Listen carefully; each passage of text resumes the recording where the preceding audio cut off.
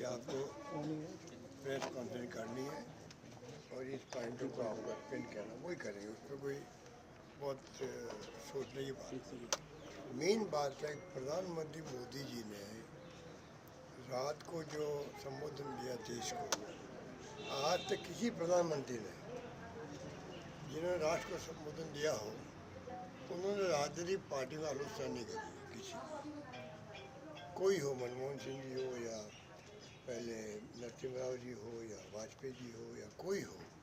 ये कायदा नहीं होता कि आप राष्ट्र को संबोधन करें उसमें राजनीति करें। इन्होंने तमिलनाडु और बंगाल की महिलाओं को भड़काया, देश भर की महिलाओं को भड़काने का काम किया और ये बहुत बड़ा षड्यंत्र था जिसको मैं समझता हूँ कि कांग्रेस ने, विपक्षी पार्टियों ने उसको एक्सपोज कर दिया, देश को बचा लिया, क्योंकि इनका षड्यंत्र ही था कि हम स्थायी रूप से सत्ता में कैसे आते रहे, जैसे चाइना और रशिया में होता है, जहाँ पर नाम का इलेक्शन कमीशन है, वहाँ पर यहाँ भी नाम का ही हो गया है, अपन देख ही रहे हैं। यहाँ भी जुडिशरी में दबाव है, यहाँ पे भी जितनी एजेंसी हैं वो इनके इशारे पे चल रही है। छापे डालती ईडी, 50 करोड़ का अगर बॉन्ड आ गया तो छापा वापस विड्रॉ हो जाता है। तो ये 50 उदाहरण हमारे पास में है। तो मोदी जी ने इतनी लंबी चौड़ी बातें करी, पूरा भाषण एक कांग्रेस पे दिया उन्होंने, क्योंकि उनका सपना था कांग्रेस मुक्त भारत का, उसमें वो कामयाब नहीं हो पाए। फिर कहा विपक्ष मुक्त भारत बनाएंगे, उसमें कामयाब नहीं पाए। ये बहुत बड़ा षड्यंत्र था। इनको मालूम था कि इसमें कुछ होने वाला नहीं है, क्योंकि विपक्ष साथ देगा नहीं। और इनकी हरकतें ऐसी थी एनडीए गवर्नमेंट की, ना तो इन्होंने कुछ को इन्वॉल्वमेंट किया विपक्ष का, इतना बड़ा मामला था, हम भी मानते। अब मैं ये पूछना चाहता हूँ कि ये पहल किसकी है? ये राजीव गांधी की पहल है, जिसने लाखों महिलाओं को आज पंचायतों में और स्थानीय निकायों में आरक्षण देने लगे महिलाओं को। ये पहल सोनिया गांधी जी की, जब यूपी चेयरपर्सन थी, पहली बार 1/3 आरक्षण पार्लियामेंट में और असेंबली मिले, उनकी पहल थी। एजेंडा हमारा है, इसीलिए 2023 के अंदर हमने साथ दिया और पक्ष विपक्ष से मिलकर के इसको पास किया। उसमें अगर इनकी नीयत साफ होती तो पक्ष विपक्ष को पहले बात करते, ऑल पार्टी मीटिंग बुलाते, दक्षिण के राज्यों के मुख्यमंत्री बुलाते, प्रधानमंत्री खुद बैठ के बात करते। और जो बार बार खड़गे साहब राहुल जी कह रहे थे भाई चुनाव चल रहे हैं, आप बीच में क्यों विशेष अधिवेशन बुलाते हो, रुक जाओ 10 दिन तक, 15 दिन तक, 29 से बाद बुला लो। उन्होंने बात क्यों नहीं मानी? क्या कारण था कि उन्होंने यही 15, 16, 17 तारीख रखी? क्या कारण था? तो इसका मतलब है कि इनकी नीति ये थी कि चुनाव चल रहा है और ये पास होगा नहीं, हमें बंगाल चुनाव जीतना है। आज जो मैं उनका भाषण सुन रहा था अभी बंगाल का, पूरा उन्होंने वही भाषण दिया जो कि रात को पूरे देशवासियों को दिया था, बंगाल की महिलाओं को भड़काने का काम किया। तो इनका agenda prime minister Modi ji का, अमित शाह जी का देश में एक ही रहेगा, चुनाव जीतो, ये इनके प्रकार है। सरकारें गिराओ, करोड़ों रुपये बांटो, हॉर्स ट्रेडिंग करो, जैसे राजस्थान में किया उन्होंने, जैसे मध्य प्रदेश में किया, कर्नाटक में किया और महाराष्ट्र का तो सबको मालूम है। तो आप सोच सकते हो कि जो इतने बड़े खेल खेल रहे हैं ये लोग, इनका डेमोक्रेसी में कोई विश्वास नहीं है, डेमोक्रेसी में विश्वास है नहीं। और ये चाहते हैं कि किस प्रकार इस मुल्क के अंदर स्थायी रूप से हम लोग सत्ता में आए। परिसीमन में देख लीजिए, आसाम का 37.48% था वोट शेयर और 37.43% था उनका। हमसे कम वोट मिले बीजेपी को, और पार्लियामेंट में सीटें हमारी 3 आई, उनकी 9 आई। क्यों आई? परिसीमन जो किया वो इस प्रकार से किया कि वो चुनाव जीते, चाहे वोट कम आओ। वो चाहते थे पूरे मुल्क में जो 850 सीटों की बात कर रहे हैं, तो क्या इनको छूट दे देते हम लोग? 850 सीटों में तुम मर्यादा से परिसीमन करो और तुम जीतो चुनाव, और विपक्षी पार्टियाँ तो हार जाए। तो इसलिए ये पूरी तरह एक्सपोज हो गए हैं। और इतना ही घमंड है प्रधानमंत्री मोदी जी को और इनको, एनडीए को और बीजेपी को, तो नया मैंडेट ले ले, नया मैंडेट ले ले भाई देश के अंदर। ये तो इनके हाथ में है, हमारे हाथ में थोड़ी है। ये घोषणा करते, मैं तो उम्मीद कर रहा था कि रात को भी हो सकता है प्रधानमंत्री जी इसी इश्यू पर मैंडेट लेने के लिए आगे आ रहे होंगे, पर वो तो क्या होता है, उनको दिखावा करना था। उनको चुनाव जीता बंगाल का, रात दिन एक कर रहे उसने, तो इसलिए कल वो एक्सपोज हो गए पूरी। बहुत अच्छा फैसला दिया और एजेंडा हमारा है, हम इसको आगे बढ़ाएंगे।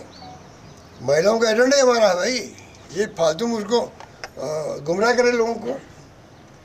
कोई जवाब है इनके पास में? कभी एक नाम लिया राजीव गांधी का अपनी स्पीच के अंदर ही कह थे कि भाई मुझे खुशी है कि आपकी पार्टी के नेता जो प्राइम मिनिस्टर थे मिस्टर राजीव गांधी, उन्होंने इसको शुरू किया था, आप साथ क्यों नहीं दे रहे हो?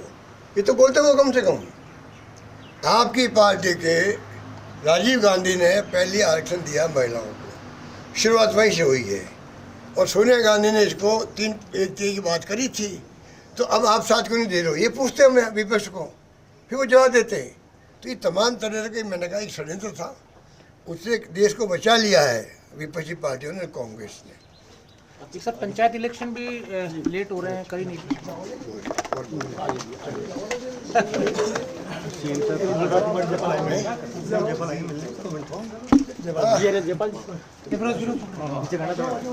क्या भाई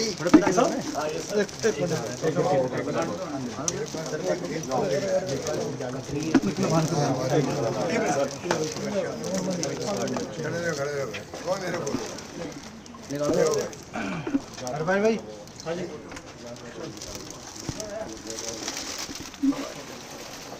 अशोक जी, मैं 1 घंटे से वेट कर रहा हूँ। जयदीप बीका जी, ये मेरा बेटा है, ये आपसे मिलना था। क्या नाम? निदेश्वर सिंह मेरा नाम है। निदेश्वर बाहर से पढ़कर आए हैं, इनकी शादी है। और भी शादी है? हाँ, 25 तारीख को ही है, अशोक क्लब में, तलाई बाग पैलेस में। एक फोटो सर इनके साथ आपको चाहिए, बेचारे आपसे मिलने इतनी दूर से आए हैं। ये बोलते घबरा गए, बड़े इसकी वीडियो आप लोग जाओ, फोटो भैया अभी फोटो होगी, आगे डालो। आप इससे खींचेंगे, मिल जाएगा, मिल जाएगा। Thank you sir. आप अशोक क्लब में जरूर आना सर। Thank you sir. मैं मामो साहब आप जानते हैं, महावीर सिंह सर्विडी और अंशु मान सिंह जी गवर्नर थे मेरे, उनका ट्रस्ट मेरे पास ही है, और ये ट्रस्ट ही मेन ट्रस्ट है अंशु मान सिंह जस्टिस। हाँ, कल का कम आते यार, कौन दे जाओ 2 मिनट यार।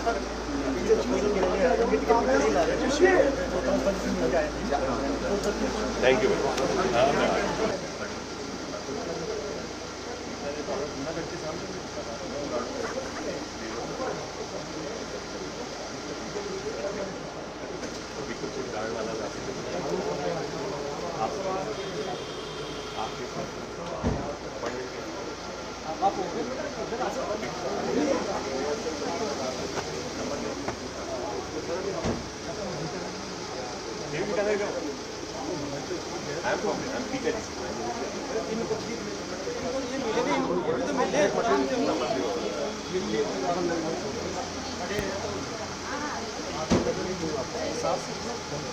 भैया भाई साहब थोड़ी सी जानते हैं अंशुमान सिंह सर थोड़ा गाड़ी भाई साहब थोड़ा भैया ये आएंगे मिलने आपसे।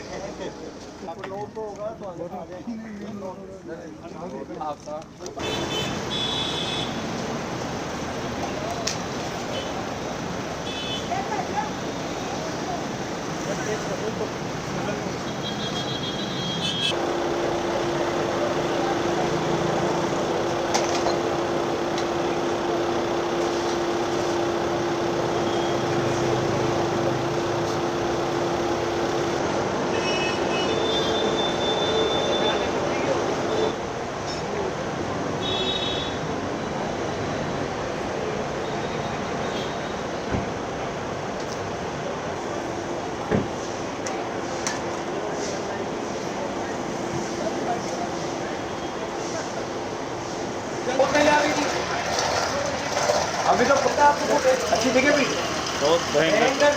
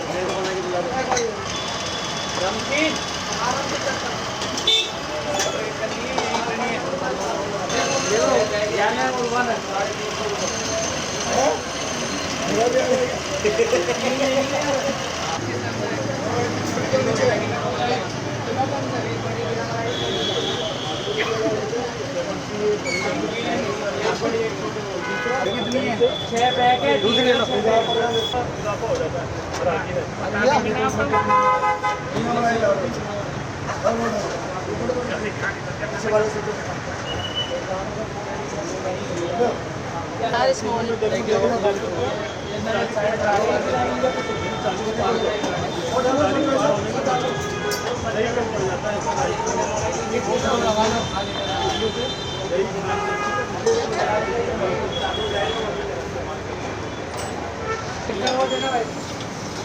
और ये क्या है ये क्या है मलाई बिना मलाई चार small. ये दो नीचे दो नीचे वाली. बिना मलाई दी नहीं क्या अभी तक? बिना मलाई दी थी ना? नहीं ये तो मैंने अभी रखवाई है। छोटी दाल उधर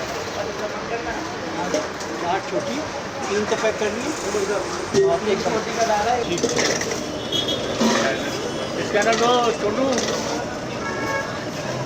100 आ गया आइए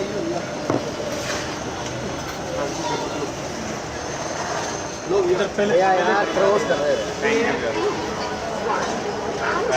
इधर आओ सामने।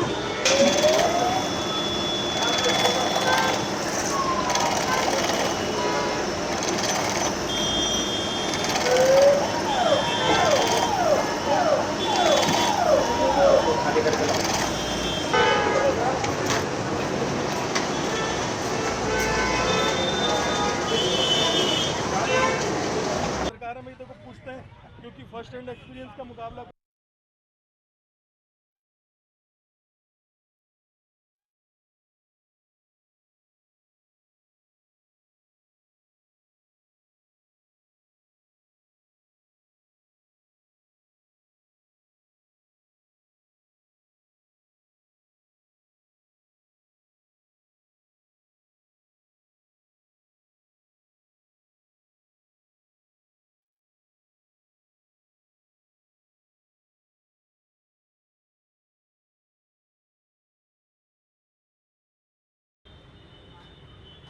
राजस्थान की गर्मी पूरे देश में मशहूर है। अप्रैल अब अपने अंतिम दौर में आ चुका है और मई से पहले तापमान अपना चरम दिखाने लगा है। राजस्थान में तमाम शहरों में तापमान 40 डिग्री के पार पहुंचने लगा है। चूरू में 42.8 डिग्री जैसे ही दर्ज किया गया है। सूर्यदेव अपना प्रचंड रूप दिखाने लगे हैं और इसका असर लोगों के खान पान पर बड़ी तादाद में दिख रहा है। अब राजधानी जयपुर सहित राजस्थान के ज़्यादातर इलाकों में ठंडे पेय जो हैं उनकी डिमांड बढ़ गई और ख़ासतौर पर राजस्थान का जो पारंपरिक ठंडा पेय है लस्सी, उसकी डिमांड आप देख सकते हैं कि यहाँ पर भीड़ लगातार बढ़ती जा रही है। हर तरफ लोग लस्सी की तरफ, दुकानों की तरफ बढ़ रहे हैं। शिकंजी, लस्सी, इस तरह के तमाम ठंडे पेय पदार्थ डिमांड में हैं जो कि लोगों को इस गर्मी से राहत दिला सकते हैं। फिलहाल जिस तरह का माहौल है, मौसम विभाग की स्पष्ट चेतावनी है कि आने वाले 2 सप्ताह में तापमान में 4 से 5 डिग्री का और इजाफा होगा और जो लस्सी है वो डिमांड में इतनी है कि आप देख सकते हैं कि कुछ ही घंटों में यहाँ पर जो लस्सी पीने वालों की लंबी कतारें लगी हुई है। बातचीत करने की कोशिश करते हैं। सर, लस्सी की काफ़ी डिमांड है, क्या स्थिति है? गर्मी बढ़ती है, लस्सी भी मांग बढ़ गई? लस्सी की डिमांड बढ़ती है जी काफ़ी यहाँ पे जयपुर के अंदर, और 15-20 वैरायटी की तरह की लस्सी है हमारे पास। उसके अलावा 15-20 तरह की कुल्फियाँ भी हैं हमारे पास। कितना फर्क पड़ता है गर्मी आने से? आपकी अभी डबल फर्क पड़ जाता है। दुगनी सेल हो गई है। बिल्कुल बिल्कुल। तो अभी क्यों पीते हैं लोग बाग लस्सी वगैरह यहाँ राजस्थान में, जयपुर में? ठंडक के लिए इसका असर पड़ता था? बिल्कुल बिल्कुल बिल्कुल। यहाँ पे कुछ ग्राहक भी मौजूद हैं, बातचीत करते हैं। सर, गर्मी तेज़ है, आप लोग लस्सी पीने आए हैं, राजस्थान में तापमान बढ़ने लगा है, क्या असर है, क्या बचाव के रास्ते अपना रहे हैं? इससे ठंडक रहेगी अच्छी, थोड़ा तरावट रहेगी, घबराहट कम होगी। यहाँ पारंपरिक पे है, शुगर कम, शुगर अच्छी हो जाएगी, लेकिन उसको बैलेंस करना पड़ेगा। बैलेंस करना पड़ेगा। क्या कहेंगे, आपने बिल्कुल ताज़ा ठंडी ठंडी लस्सी लेकर के आई हैं। कि मौसम बहुत हमें सारे मौसमों का इंजॉय करना चाहिए, तो गर्मी है तो इसलिए लस्सी। गर्मी वाले खान पान के साथ में एंजॉय किया जाए। हाँ बिल्कुल, क्योंकि सर्दियों में हम गर्म चीज़ों का मज़ा लेते हैं, इसलिए गर्मी में हम इसका मज़ा ले रहे हैं। क्या क्या है, जैसे लस्सी है और लस्सी है, शिकंजी है, सोडा है, फालूदा है, आइसक्रीम्स है, तो जयपुर की खासियत है। ये जयपुर की खासियत है खान पान में। क्या कहेंगे सर? सर हम तो भोपाल से आए हैं, भोपाल से तो जयपुर की फेमस लस्सी पीने हैं। जयपुर की फेमस लस्सी पी रहे, या तो जिनके यहाँ आए हैं वो लेकर आए कि ये बहुत फेमस है। अच्छा, आप बाहर से मेहमान हैं, तो मेहमान आपको यहाँ लाए कि हमारे यहाँ की जो फेमस चीज़ है वो आपको खिलाते हैं गर्मी की? खिलाते हैं। तो अभी कुल्फी और लस्सी यही गर्मी में काफ़ी डिमांड में रहती है। बहुत डिमांड में रहती है, आप हमारे देखेंगे भोपाल में पीछे- भी है जी जी, लेकिन ये यहाँ की बहुत फेमस। आप देख सकते हैं कि लंबी कतारें लगी हुई हैं हर तरफ। और मैं आपको दिखाना चाहूँगा पिछले 1 घंटे के अंदर जब से यहाँ लोगों की कतारें लगी हुई हैं, आप लस्सी के कुल्हड़ की तरफ अगर नज़ारा डालेंगे तो अंदाज़ा लगेगा कि कितना डिमांड है। कुल्हड़ के जितने भी ये ड्रम हैं ये भर चुके हैं, ओवरफ्लो हो चुके हैं, और ये डिमांड बढ़ने की वजह से ये, और न सिर्फ लस्सी को लेकर के ऐसा माहौल है, बाकायदा लस्सी के साथ साथ जयपुर की जो फेमस कुल्फ़ी है, फालूदा है, शिकंजी है, इन तमाम चीज़ों की, ठंडे पेयों की भी डिमांड काफ़ी बढ़ गई है। अब गर्मी की शुरुआत हो चुकी है, 40 डिग्री के पार पारा हो चुका है। लोग बाग अब राहत पाने के लिए ठंडे पेय पदार्थों का सहारा लेना शुरू कर चुके हैं। मौसम विभाग ने स्पष्ट चेतावनी दे दी है, आने वाले कुछ सप्ताहों में गर्मी अपने चरम पर जाएगी। फिलहाल हीट वेव की चेतावनी नहीं है, लेकिन अगले हफ्ते से हीट वेव की चेतावनी भी जारी होना शुरू हो जाएगी। कैमरा पर्सन मान सिंह के साथ में अरबाज अहमद, न्यूज़ 18 के लिए जयपुर से।